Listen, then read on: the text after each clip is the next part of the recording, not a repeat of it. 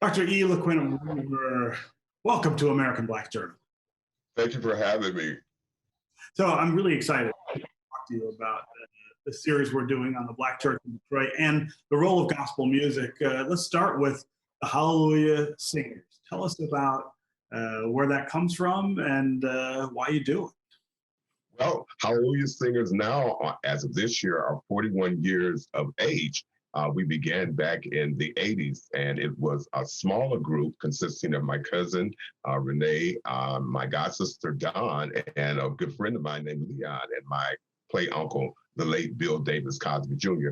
And so we continued to sing around the city of Detroit, and we got our first record deal through Mr. Bernie Hamilton that played on Starsky and Hutch. He was Captain Dobie. And we recorded a couple of records, and we stayed together for numerous of years, but all of them were fantastic lead singers. So they ventured out in their own solo careers. Some are still doing it right now today. And I expanded the group from being a smaller group into an ensemble. And now we have expanded now to more so like a choir. And we are the Hallelujah Singers. Yeah, yeah. So this film, of course, looks at the Hallelujah Singers and talks about where it comes from. But for you, where does the love of music start, and how do you decide that this is what you want to do with your life? It started at my home. My mother sung with one of the phenomenal best, I would say, one of the best female gospel groups in the 50s. I hail from the city of Birmingham, Alabama. My mother was a member of Dorothy Love Coates and the original Harmonettes, but they were just original Harmonettes at first, and then they became Dorothy Love Coates because of her fantastic leading ability. So I was singing in my home, singing was in my home. My brother and my sister and my mother was a musician, and we migrated from Birmingham to Detroit, and my mom caught me singing in the kitchen one day. I had been singing I've Been Bit by the Love Bug by Donnie Simpson in the early 60s. He had a show and it came on, and so every day it would come on and I was singing I've Been Bit by the Love Bug, and she caught me singing and she said, okay. After the third day, she said, you're going downstairs and we're going to start you singing. And she taught me my very first solo, which was How Great Thou Art. Well, after that, my sister sung with the group here. They were called the Mellotones. And I saw them sing at an early age, and I was like, oh my God, these ladies are really, really singing. I'm going to do that. That's what I want to do. And that's what I did, from that age, from an age of 5 on up. That's all I've enjoyed doing, giving God praise through music.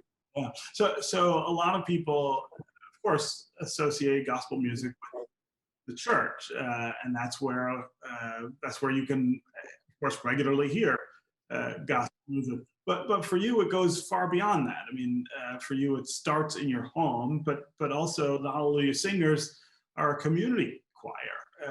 Talk about that dimension of gospel that goes beyond the church walls. Yes, we are a community choir, and we have various denominations that are part of this group, and many of them do a lot of things in their home churches.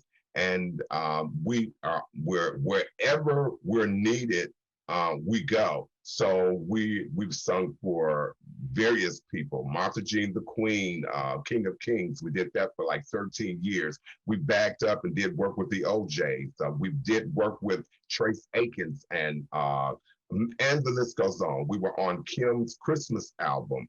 And so different things that pertain to gospel or inspiration, that's what the Hallelujah Singers are all about. So I kind of handpicked them at first, and I still handpicked them now. I want to make sure that you know exactly what you're doing. And one thing about the Hallelujah Singers, they're a strong bass choir, which they all have their individual church homes, and they have pastors. So not only do we come together and we know exactly what we're singing about because we have a home base, and that's good to have in these days with a choir, that you're taught about what you're singing about. And that's basically the Hallelujah Singers. That's what we do. We learn what we're singing about, that way we can minister to others, that they might know He's good God. And what about the relationship between gospel music and other forms of music? I always think that you can listen to any form of music in America today, and hear that gospel influence, sometimes stronger than others. But talk about how important that is to gospel itself, the way that it has influenced so much of the music world. Well, gospel music, as I was always told, it puts joy in your heart constantly. You can go to gospel music, and if you're burdened, it lifts you up. If you're sad, it makes you happy. If you're going through anything you're going through, you can go to gospel music and you can get some consolation from that music. It's been that for me. Many of our R&B secular artists, if you know, they started off with gospel music, and you're going to hear that. It's something about the gospel. It touches your heart. It reaches, and what I love about it is that there's never a time that you listen to it that it doesn't satisfy you. You know what I'm saying? So with gospel music, like with the blues, you're sad and what have you. But if you're sad, you can go to gospel music and get some consolation, and it'll lift you up, out of that situation that you're in. So the gospel music is very important in all genres. I think for me, I would say personally, it's number one, the number one music thing that you can go to. Just go to the gospel music because it's just that good. Yeah. And what about the future of gospel? Fewer and fewer people go to church, and that means they're not exposed as young people necessarily to the music from the choir. How do you see people engaging with gospel now? Well, back in the day, I don't think young people were, in my generation, we were rooted and grounded in it. And we didn't have as many of the opportunities as the young people have with gospel music right now. We were very strict, you know what I'm saying? If we had too much of a jazz chord in there, oh, no, you don't do that. That's not of God, So with this now generation that we have right now, they get a chance to like jazz things up and make it their own. And then they don't have to be as, even with the attire, they don't have to dress up in the tie and the shirt and what have you. I still recommend it.